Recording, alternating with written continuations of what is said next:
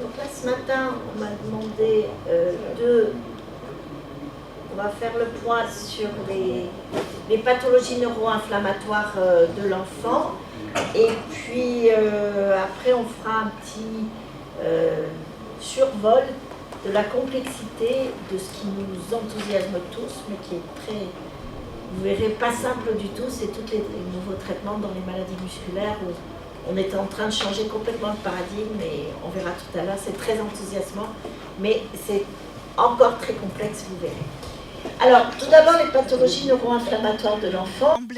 Je voudrais remercier 2 neuropédiatres. Vous voyez qu'à Marseille, on est très international, on va dire.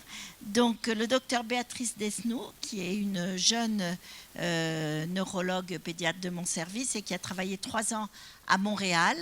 Et donc, elle avait préparé ce topo qu'elle me confie donc sur la SEP pédiatrique. Et moi, je trouve que c'est toujours un honneur quand les plus jeunes vous font des topos extraordinaires, et plutôt que d'essayer de courir après la jeunesse, mais c'est la jeunesse qui nous fournit, et c'est très bien, et je suis très heureuse de présenter ça de leur part. Et si vous êtes content de ce topo, c'est grâce à elle, et je leur transmettrai bien sûr. Alors, tout d'abord, donc la SEP pédiatrique. Là aussi, on a parlé des AVC de l'enfant. Pourquoi parler d'une maladie d'adulte chez l'enfant? Parce que ça existe. Il faut arrêter de penser que les enfants ne sont pas touchés par un certain nombre de maladies. Et puis ce que je disais tout à l'heure, ce qu'on disait aussi en aparté, c'est que la neurologie jusqu'à présent, enfin, en tout cas nous, on a été élevés comme ça, que c'était une discipline, une spécialité pédiatrique assez statique, où finalement c'était plus les problèmes de séquelles de la naissance, et puis il y avait quelques problèmes infectieux, encéphalite, méningite, qui étaient catastrophiques, et puis le reste, on ne le voyait pas, ou on ne voulait pas le voir, ce qui est un peu différent, et on disait que c'était des problèmes uniquement de neurologues adultes. En fait, pas du tout.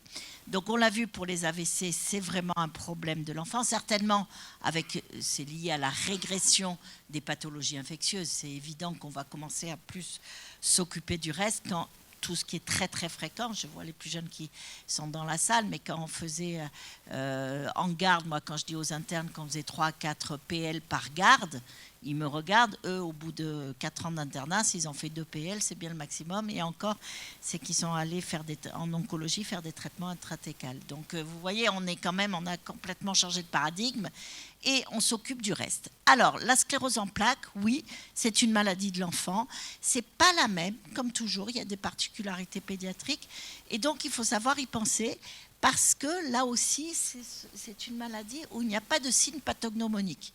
C'est-à-dire que s'il y a un enfant qui arrive avec un malaise, des paresthésies, avec des signes un petit peu particuliers, trop souvent, on a été formé pour se dire cet enfant a peut-être un problème plus fonctionnel, plus, voilà, et comme chaque enfant, il a des difficultés à l'école, il a ses parents qui ne s'entendent pas très bien, enfin, il y a toujours plein de causes. Donc, on l'envoie d'abord chez le psychiatre, quand on en trouve un, que chez le neurologue, et pourtant, il a peut-être une maladie qui va se déclarer où on peut traiter tôt. Donc, 5% des cas sont pédiatriques. L'incidence, donc, chez l'enfant, c'est à peu près de 1,2 pour 100 000 personnes, et une prévalence, donc par an, il y a 6 cas pour 100 000 chez l'enfant, contre 1 pour 400 chez l'adulte. Donc vous avez bien compris, chez l'adulte, il y a des services de neurologie qui sont consacrés uniquement à la sclérose en plaques, ce qui n'est pas le cas chez l'enfant, bien sûr. Donc chez les enfants de plus de 12 ans, on retrouve la prédominance féminine. Par contre, inférieur à 12 ans, donc avant la puberté, là, on retrouve un sexe ratio de 1 pour 1. Les similitudes donc, entre ce qu'on appelle la SEP de l'adulte, ce qu'on va appeler AOMS, et la SEP pédiatrique qu'on va appeler POMS, les similitudes sont au niveau de la recherche et au niveau de la pathogénie. On sait qu'on va retrouver des sérologies EBV positives. Et là, vous me direz, dans la population générale, retrouver une sérologie EBV positive, on nous a toujours appris que c'était à peu près 90% de la population. Alors, il y a des enquêtes en région qui ont été faites, et vous voyez que quand même, chez des enfants qui ont une SEP pédiatrique, on retrouve une positivité de l'EBV pour 86%, alors qu'on retrouve 64% de contrôle du même âge. Donc il y a quand même une supériorité de cette contamination, et l'EBV est un virus neurotrope, donc très probablement là, sur un terrain très spécifique, on ne connaît pas encore très bien, le fait d'avoir eu une infection par EBV peut-être favorise la survenue d'une sclérose en plaques. Il y a des facteurs génétiques, mais ces facteurs, ce sont des facteurs de risque, c'est un terrain, et qui sont liés à un groupe HLA. Mais vous voyez que l'article est assez ancien, de 2002, et pour l'instant, il n'y a pas de référence plus récente. La vitamine D, alors, certains disaient quand il y a plus de vitamine D, il y a moins de sclérose en plaques, avec un axe nord-sud entre la Finlande et ça avait été étudié entre la Finlande et la Réunion. Donc Réunion plus de vitamine D, Finlande moins de vitamine D. En fait, c'est faux parce que la couleur aussi de la peau joue dessus. Donc, et qu'en Finlande, ils mangent beaucoup d'huile ils boivent beaucoup d'huile de foie de morue et du foie de morue. Donc, ils ont beaucoup de vitamine D. Et qu'à la Réunion, ils se protègent beaucoup plus du soleil. Ils ont beaucoup moins de vitamine D. Donc, il y a une controverse là-dessus, mais il y a toujours cette réflexion sur la vitamine D et beaucoup de travaux qui sont consacrés.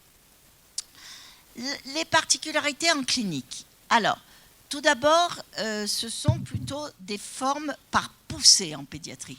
En tout cas, plus l'enfant est petit, c'est 97% des cas, alors que chez l'adulte, ça peut être des formes d'emblée chroniques. Et avec un taux de récurrence beaucoup plus élevé les premières années de la maladie. C'est-à-dire que les poussées vont être au départ. Donc si votre enfant commence sa maladie vers l'âge de 4-5 ans, ce qui est possible, il va faire beaucoup de poussées, mais pour autant, il ne faudra pas être trop négatif, il peut en faire beaucoup moins après. Mais on verra que quand même, plus, et ce qui est un peu logique malheureusement, plus il commence tôt et plus il aura de difficultés plus tard. Vous voyez ici, donc là aussi, le nombre de poussées est en fonction de l'âge, donc ce que je vous disais, avec et la répartition, garçon-fille, donc qui est la même jusqu'à 12 ans à peu près, puis après c'est vraiment les filles. Et enfin les signes cliniques donc, que vous observez, qui sont des signes, donc il y a les paresthésies donc, qui sont là en vert, alors je vois rien moi sur mon écran, si je m'appuie un peu plus, donc vous avez donc des signes en orange, c'est plusieurs signes différents. En jaune, donc c'est plutôt la fatigabilité musculaire. Donc vous voyez des signes, des troubles de la coordination en bleu clair, des signes qui sont peu évidents. En tout cas, voilà, un enfant qui arrive pour des paresthésies qui a 8 ans, qui est un garçon, bon, c'est commencer à penser directement à une sclérose en plaques, c'est loin d'être évident. Donc, ce qui est important, c'est de bien revoir, donc vous voyez en fonction de l'âge, donc ce que je vous disais, donc on va rechercher s'il y a eu ce qu'on appelle le trigger, le facteur déclenchant. Donc on recherche infection, vaccination, on ne va pas rentrer dans le débat du vaccin hépatite B il y a quelques années qui, vous savez, n'a pas tenu la route, hein, puisqu'on retrouve autant de sclérose en plaques chez les enfants vaccinés que chez les enfants non vaccinés. Mais ce qu'il faut bien se dire, et ça c'est vrai, on le sait en pratique, c'est que le vaccin comme une infection sur un terrain déterminé, on l'a vu, donc peut-être quelqu'un qui a déjà eu une sérologie EBV positive, peut-être que ça va déclencher la première poussée de quelqu'un, d'une personne qui était prédisposée à faire une sclérose en plaques. Donc les prédominances, ça on l'a vu, et chez le tout petit c'est plutôt polyfocal, c'est-à-dire qu'il aura plusieurs signes, et là vous y penserez d'autant plus qu'il est petit, qu'il a en même temps des paresthésies, qu'il a en même temps une diplopie, qu'il a une faiblesse musculaire. Donc là évidemment on ira directement faire une IRM et on verra à ce moment-là le résultat. Par contre, chez le plus grand, et là vraiment il y a des retards diagnostiques chez les ados, c'est-à-dire que quand on fait le diagnostic, on pense à demander une IRM, on s'aperçoit que ce n'est pas du tout la première poussée. Et à l'interrogatoire, on a déjà des épisodes qui ont régressé de façon spontanée, mais qui n'ont pas été considérés comme tels. Donc des tableaux chez les moins de 12 ans, donc plus de type encéphalopathie aiguë, c'est-à-dire ADEM, donc là vous y pensez tout de suite bien sûr, et beaucoup plus rare chez le plus grand, et puis des atteintes aussi médulaires, on va revoir des images plus fréquentes chez le plus petit, voilà. Et les symptômes donc moteurs chez le tout petit, sensitifs chez le plus grand. Donc ça c'est un petit peu la différence de sémiologie.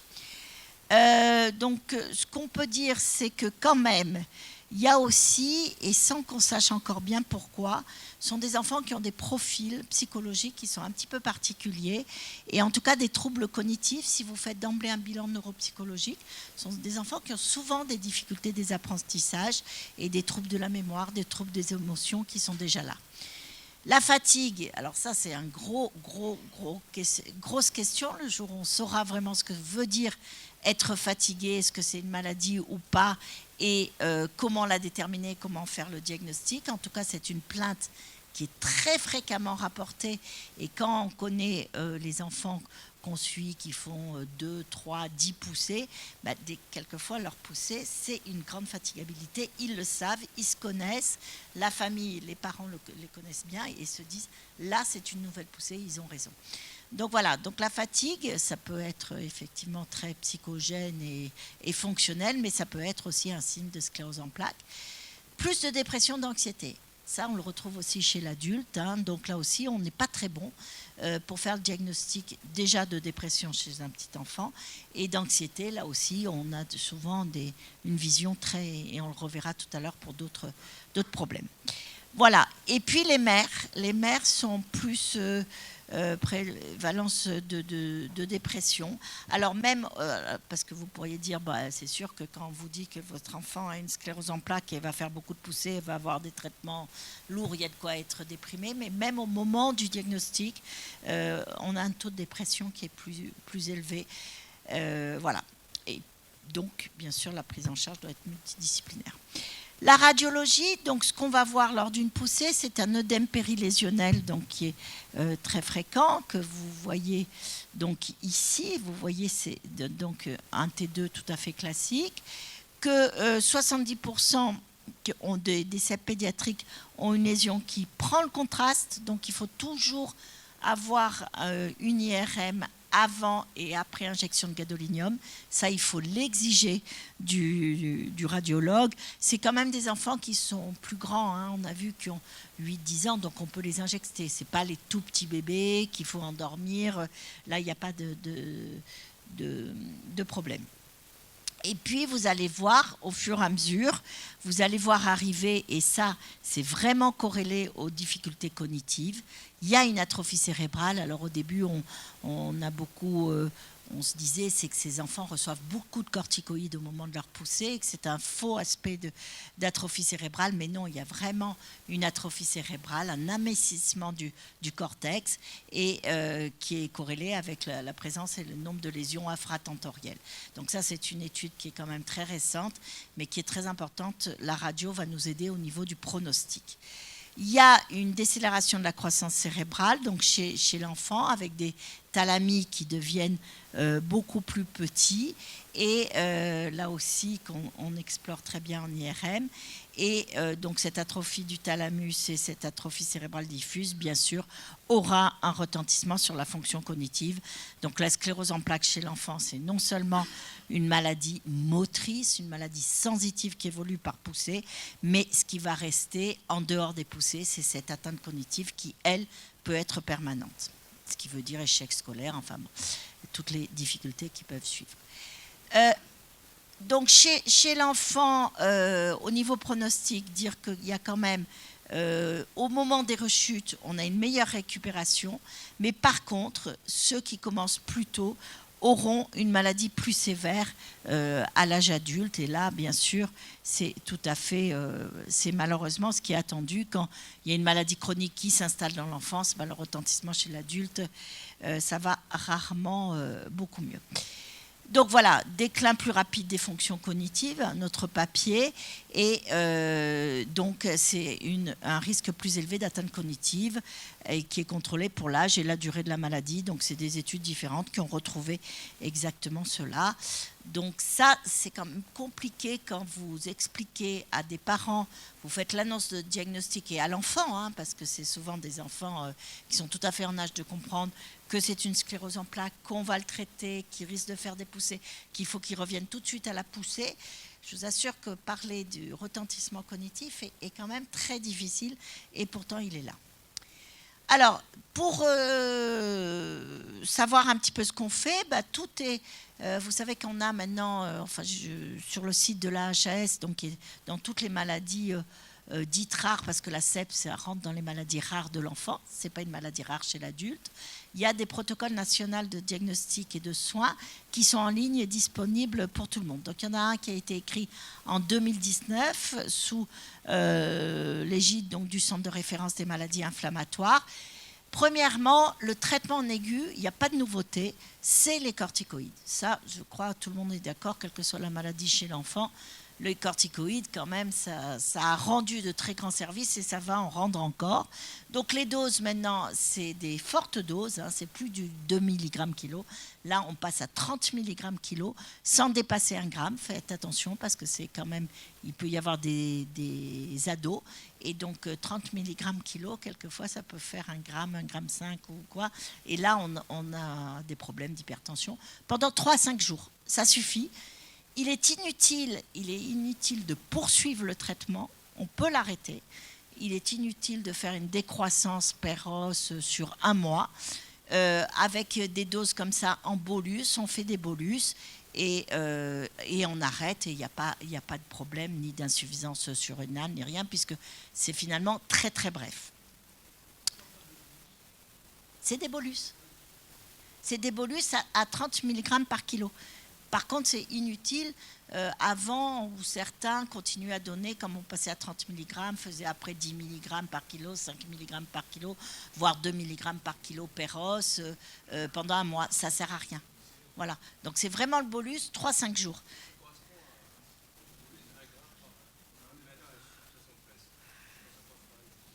Oui, 30 mg, oui, voilà. Mais c'est ça, mais on reste à 1 gramme. Voilà, on ne le dépasse jamais parce que quelquefois, c'est des ados qui sont costauds. Et voilà. Alors, le problème, ça marche très bien, très bien, vraiment. Et les gamins arrivent et disent « j'ai besoin de mon bolus » et ils ont raison. Ils auront leur bolus. Par contre, ça ne permet pas d'éviter les rechutes ou l'amélioration du pronostic à l'âge adulte. Donc maintenant, on a quand même des grandes séries sur le long terme et ça, on ne le retrouve pas. Donc, comment faire pour dégager ces facteurs pronostiques et savoir quel type de traitement on va utiliser? Alors, on va rechercher quand même des facteurs de risque, en particulier si après une première, c'est ce qui est encadré en rouge, après une première poussée, vous avez fait vos première ou deuxième poussée, le bolus a marché, mais pas complètement. L'enfant continue à se plaindre de paresthésie, il a des signes, c'est pas très bien. Il fait plus de 3 poussées la première année. Ça, c'est pas la première année de sa maladie. Hein. Donc ça, c'est pas très bon. Il y a une lésion de la moelle épinière ou infratentorielle, cervelée ou tronc. 2 lésions qui prennent le contraste, le gadolinium. Et enfin, plus de 20 lésions. On a vu que ça pouvait être très patchy, donc en T2 ou en séquence flair. Et ça, vous vous dites, c'est une sclérose en plaques très agressive. Donc le bolus va suffire pour la poussée. Par contre, pour éviter les poussées, il va falloir intensifier le traitement. Alors, bien sûr, en médecine, on va toujours vers la sécurité. Et puis ce qu'on aime, c'est être en même temps sécure et en même temps efficace. La sécurité, c'est les interférons. Ah ben alors, pourquoi ça fait un petit vélo là? Normalement, c'est bêta, ça s'est transformé en petit vélo. Ça, c'est les joies de l'informatique. Bon, on pourrait, voilà. C'est 3 types d'interférons bêta, donc ils sont à disposition, l'Avonex, le Rebif ou le bêta-férone, mais qui est globalement bien supporté. Il y a une forme intramusculaire, d'autres sous-cutanées, mais mauvais contrôle de la maladie. Donc, voilà, on va commencer comme ça. Nous, actuellement, c'est plutôt avec le Rebif qu'on travaille, parce qu'il y a moins d'effets secondaires, d'états grippaux, de céphalée, comme avec la Vonex. Mais quand même, les enfants reviennent. Et donc, on va passer, et maintenant, on le fait de façon beaucoup plus précoce. Et ça, c'est en travaillant, on fait des RCP avec les services adultes. Et donc, d'emblée, on a des molécules hautement efficaces, c'est celle de l'adulte, donc le Tisabri, le Gilenya, l'Ocrevus, où il y a des critères d'utilisation, et vous le savez qu'il y a un risque d'effet secondaire qui, quand même, nous freine un peu chez l'enfant. Mais ceci étant, les études qui sont en train de sortir montrent que peut-être on préservera comme ça leur fonction cognitive. Donc, voilà, on est un peu à un tournant. Est-ce qu'il faut aller aussi loin dans l'utilisation de ces molécules? Nous, maintenant en France, c'est vrai qu'on a tendance à le faire. Moi, je suis parfois, mes plus jeunes collaborateurs veulent d'emblée, dès la deuxième poussée, mettre les enfants sous Tisabri. Bon, tout est bien discuté avec nos collègues adultes. Et puis, dans le cadre du centre de référence des maladies inflammatoires, qui est à Bicêtre avec le professeur Kumaran Deva, on a des réunions très fréquentes. Et les dossiers sont discutés, ce qui est important parce qu'on donne cette information aux parents que c'est une décision qui a été collégiale. Ce n'est pas uniquement un médecin face à face. Et vu qu'on ne sait pas bien quand même dans 10 ans ce qu'on va avoir comme effet secondaire, bien que quand même ces biothérapies maintenant, on avait très peur initialement et finalement il n'y a pas tant d'effets secondaires que ça qu'on retrouve. Alors, les critères, donc, pour aller plus vite, les diagnostics différentiels, donc toujours les critères de McDonald sont les critères IRM et surtout, pensez donc bien sûr la présence de bandes oligoclonales donc, à votre immunoélectrophorèse du LCR et puis pas d'autres causes qui expliquent ces tableaux un peu cliniques particuliers. Donc, on posera le diagnostic de la sclérose en plaques. Vous voyez que chez l'adulte, c'est la première cause. Chez l'enfant, il y a quand même une zone un peu d'incertitude, une zone grise, et qui sont, on va en reparler, donc ces fameuses épisodes démélinisants liés à la présence d'anticorps MOG, c'est-à-dire des anticorps anti-myéline, des glycoprotéines de la myéline et des oligodendrocytes. Donc anticorps anti-myéline, oligodendrocytes, glyco, c'est les MOG, et on appelle ça maintenant des mogopathies, qu'on peut retrouver donc soit dans les encéphalites type ADEM, donc celles qu'on appelait les encéphalites post-infectieuses, il y a quelques années, les encéphalites du blanc, vous vous rappelez, il y avait celle du blanc, celle du gris, finalement on n'avait pas tout à fait tort, mais voilà. Donc maintenant ça s'appelle ADEM, et là aussi qui explique peut-être pourquoi, par exemple, un enfant qui a la rougeole, qui a une encéphalite de la rougeole, mais vraiment prouvée, et ben il a souvent aussi des anticorps anti-MOG. Bon, il faut aller rechercher un enfant qui a une encéphalite de la rougeole qui devient chez nous plus une rareté qu'une sclérose en plaques. Et puis il y a tous ces tableaux-là, névrite optique avec myélite transverse, myélite transverse extensive, névrite optique seule, et voir justement où on en est, et on recherche maintenant systématiquement ces anticorps qu'on va retrouver dans 60% des cas.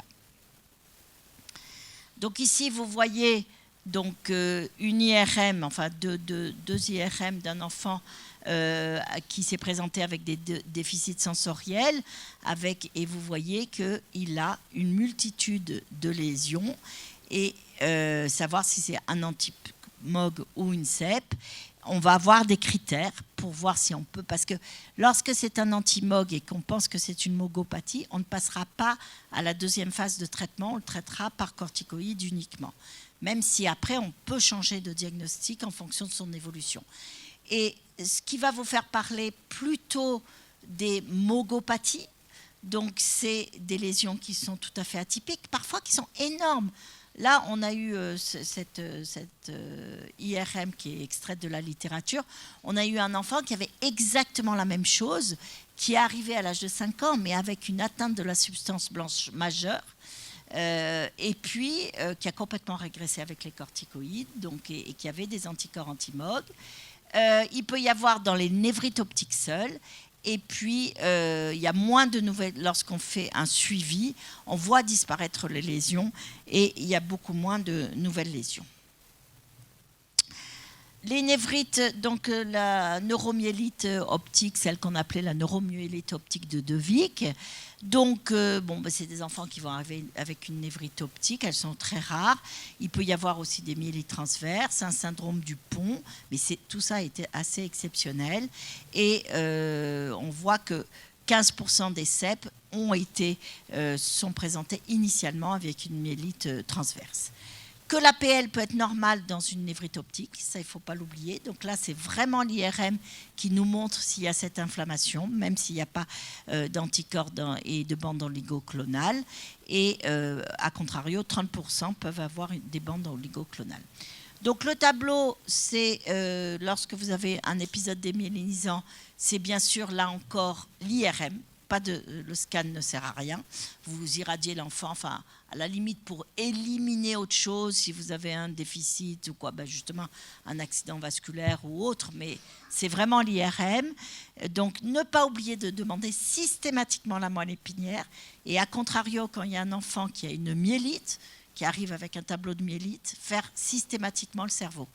Parce qu'on verra que ça rentre dans un processus un petit peu différent. Donc les anticorps anti-MOG et anti-aquaporine 4, et puis recherche des bandes oligoclonales, et en fonction, on classera en fait l'enfant soit en mogopathie, soit des anticorps NMO, mais qui sont beaucoup plus rares chez l'enfant et chez l'adulte, soit en CEP pédiatrique. Voilà, donc ça c'est ce que je vous disais, toujours ces déficits neurologiques focaux, d'évolution subaiguë, l'IRM et l'atteinte asymétrique à l'IRM. Vous savez que si vous avez une atteinte symétrique de démyélinisation, c'est une maladie métabolique jusqu'à preuve du contraire. C'est toujours asymétrique dans l'inflammatoire. Voilà. Donc, terminer pour dire que oui, ça existe, qu'il faut savoir utiliser les traitements. Oui, les corticoïdes pour les poussées, toujours. Et pour éviter ces poussées, il faut traiter tôt pour éviter ces poussées. Est-ce qu'on prend des traitements de deuxième intention, voire de troisième intention? Ça se discute ensemble et c'est des RCP vraiment pluridisciplinaires. La question, c'était les nouveautés. Alors en 2019, puisque ce topo aurait dû être fait en 2019, ce qu'il y a sur la sclérose en plaques, peut-être un peu moins les troisième générations de biothérapie, parce qu'on était un peu plus frileux en 2019. Mais il y a quelque chose qui est arrivé, c'est le Covid. Donc le Covid, j'ai la chance aussi d'avoir une jeune collaboratrice, Aurélie Mourant, qui d'emblée a senti le vent venir, j'allais dire. Et alors qu'à Marseille, certains disaient que c'était une petite grippette, je n'irai pas plus loin. Elle s'est préoccupée. Maintenant, c'est une jeune universitaire d'infectieux. Depuis 2 ans, elle a pu bien travailler. Et donc, elle s'est préoccupée de ce qui se passait dans le Covid. Et on va voir qu'en fait, elle avait tout à fait raison. Donc, par exemple, alors ça, je vous montre des histoires. Là, c'est 2 qu'on vient d'avoir. Là, c'est pas scientifique, c'est de l'observation pure au sein d'un service, mais je peux vous dire qu'avec le Omicron, ils n'ont pas aimé, le cerveau et la moelle épinière n'a pas aimé. Alors que sur les premières vagues, on n'avait pas eu trop de complications neurologiques, entre guillemets. Là, ça arrive et avec des tableaux qui vont en réa, on n'y comprend rien et qui sont extrêmement sévères. Donc voilà, ici, cet enfant qui a eu une infection Covid, 3 semaines plus tard, il présente une myélite. Avec un tableau sur la myélite, vous voyez sur l'IRM cette atteinte multi-étagée, énorme trouble sphinctérien, mais vraiment qui est dramatique alors qu'il a récupéré au niveau des membres inférieurs. Et l'IRM cérébral qu'on a fait systématiquement nous montre qu'il y a une atteinte aussi importante et on a des anti-MOG. Alors, certains vous diront c'est une forme anti-MOG, le Covid n'a rien à faire. Mais quand même, je pense qu'il faut attendre un petit peu ces histoires pour être définitif. Et vous voyez que lui, il a été traité par corticoïdes, immunoglobuline, puis échange plasmatique et rituximab. Ici, une enfant qui a un tableau catastrophique, dont l'histoire commence en février 2002, elle était parfaite avant. Et elle commence à avoir des modifications du comportement. Sur 15 jours, elle était chez elle. Elle est passée 3 fois aux urgences où chaque fois on l'a renvoyée chez le psychiatre. Elle a commencé, donc elle était fatiguée, elle était irritable. Alors vas-y, elle a eu le Covid, machin, elle a été exclue de l'école. Enfin bon, les pédiatres, on est très très forts pour envoyer les enfants qu'on suit chez le psychiatre. Mais parfois, on est rattrapé par autre chose. Et là, quand même, chez cet enfant, vraiment, si on avait été un peu plus tôt, elle est venue pour des dyskinésies, dystonies, puis après, perte de la marche aphasie, trouble de la déglutition. Là, elle a été hospitalisée. Mais à ce stade-là, comportement et quelques petites dyskinésies linguales, je pense qu'on aurait pu aller beaucoup plus vite, puisque quand elle est arrivée, elle avait ce tableau absolument catastrophique avec un état de mal dystonique. Donc 3 semaines de réa sédatée, parce que dès qu'on a enlevé la sédation, elle repartait en état de mal avec rhabdomyolyse, enfin un truc catastrophique. Et elle a été traitée, en fait, on a mis en évidence, comme ça a déjà été fait, des anticorps antirécepteurs NMDA.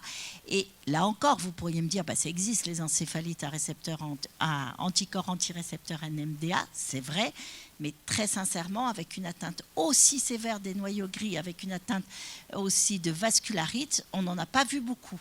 Donc, voilà. Et elle est traitée par immunoabsorption, elle aussi, rituximab. Et vous voyez qu'il y a une régression très nette et j'espère, là elle est encore très dystonique, mais qu'elle va pouvoir récupérer.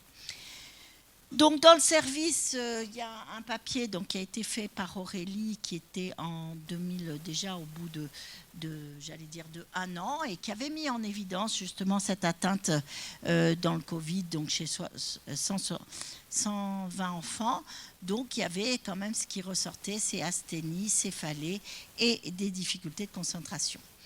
Et puis à Marseille aussi, il n'y a pas que celui qui dit une grippette, il y a Eric Gage, qui est un médecin nucléaire et qui travaille beaucoup sur les PET scans et les PET scans avec les maladies psychiatriques, les maladies neurologiques, et donc qui s'est tout de suite chez l'adulte emparé de ce sujet et qui a l'une des plus grandes séries actuellement. Il a une série aussi importante que celle de la salpêtrière.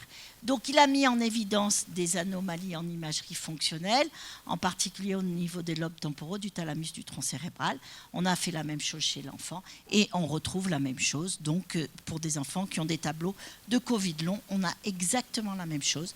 Donc nous sommes une équipe, il y en a peu, qui disent que oui, le Covid est un problème chez l'enfant, oui, le Covid peut être responsable de Covid long. Et donc voilà ce qu'on retrouve, et voilà ce qu'on retrouve au niveau du PET scan. Ici, c'est une autre étude faite par Eric Gage qui a pu être faite que chez l'adulte, où il a mis en évidence que les altérations trouvées en IRM fonctionnel, en PET scan, étaient très spécifiques du Covid long, puisqu'il y a d'autres altérations qui ont été vues et qui sont liées en fait au confinement, et qui sont des altérations qui touchent en fait les zones motrices. C'est des gens qui bougeaient moins, donc il y a des anomalies et qui ne sont pas du tout les mêmes que celles qu'on retrouve dans le Covid long, avec des troubles plus cognitifs. Voilà, donc les bases physiologiques, on ne sait pas encore bien. Donc les voies de l'olfaction, ça passe par... Bon, ça, on sait déjà qu'il y a cette agueusie très particulière, mais on sait aussi que le goût et la mémoire, et Proust l'a suffisamment bien décrit, c'est très très allié, qu'il y a vraiment une connectivité très importante, et donc probablement que le virus Covid joue un rôle important là-dessus, et également au niveau des émotions. Et puis pour terminer, parce que c'est toujours bien de nous demander de faire des topos, donc on fait les bibles. Donc celle-là, elle a été faite à 5h du matin, voilà. Merci Hassan. Et donc voilà, j'ai trouvé cet article, franchement, que j'ai lu et qui est hyper bien fait. C'est des Chiliens et qui ont repris chez l'enfant. Donc pour ceux que c'est... Tout ce qui a été décrit, c'est une revue de la littérature de tout ce qui a été rapporté dans les atteintes neurologiques. Alors, il y a les atteintes neurologiques aiguës, donc les tableaux plus d'encéphalite, de céphalée et tout.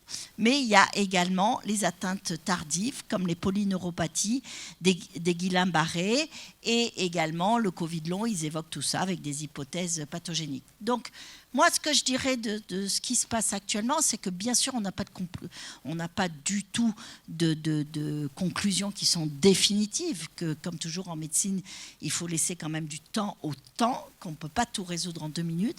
Mais c'est quand même assez exceptionnel qu'en 2 ans, on soit déjà arrivé à ça, à prendre en charge, bon, les PIMS, ça vous le savez, il y a déjà une prise en charge extrêmement efficace. En moins de 2 ans, je ne suis pas sûre qu'on était aussi fort pour le Kawasaki que les premiers cas qui ont été rapportés. Et pour tout ce qui est neurologique, là aussi, et ce qu'il va falloir qu'on utilise, vous avez vu, on est allé jusqu'à l'immunoabsorption. Enfin, je pense qu'on va avoir des révélations au fur et à mesure là, des mois et des années qui viennent. Et puis, ce que j'espère, c'est qu'il n'y ait plus de vagues, mais enfin, on nous annonce encore quelques-unes. Donc, soyons prêts, pensons que ça peut arriver et faisons au mieux pour les enfants. Voilà ce que je voulais vous dire pour les pathologies neuro-inflammatoires.